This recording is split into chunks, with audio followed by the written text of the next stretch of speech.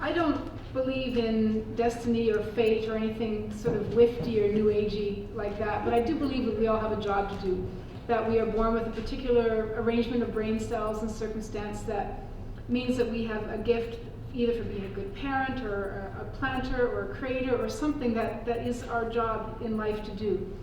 And when that job is interrupted through a means like a tornado, something we can't control, fair enough. But too often our jobs are interrupted by things that we are completely capable of controlling, whether it's poverty or war or diseases that we are capable of managing.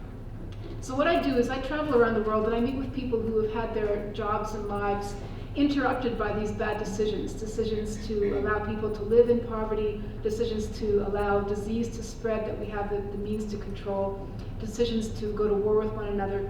And I collect their stories and their thoughts, and I try to bring them back so that other people, particularly young people, can read them and learn from them.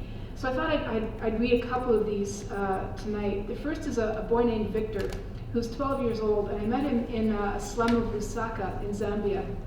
I was over there meeting kids affected by HIV/AIDS, and these are his words. I live with my mother. My father died a few years ago. I don't go to school anymore. I used to go, and I got as far as grade 4, but I had to stop because of the death of my father. My mother started to get sick then, and there was no one around earning money, so that meant no more school for me.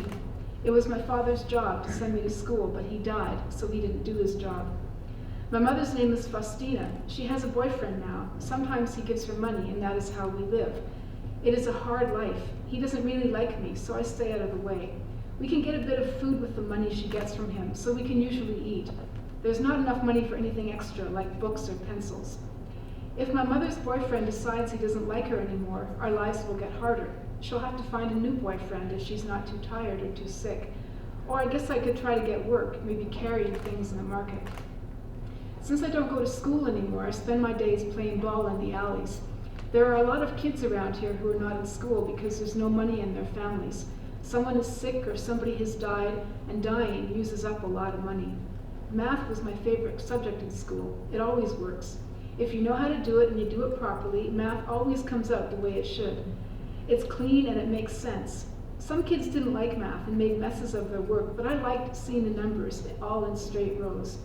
If I ever get to go back to school, I would train to be an accountant, because that is all about numbers in straight rows. My best friend is Luke. He doesn't go to school anymore either. We have other things in common too. We both have good manners, and neither of us likes to fight. Lots of people think that since we're on the street a lot, we're rough and we always get into trouble, but we're not like that. We talk about how we're going to grow into be good people. Sometimes I worry that time will just pass away, and I'll never be able to do anything with my life. Luke understands me, and I understand him, and the happiest part of my day is the part that I spend with him.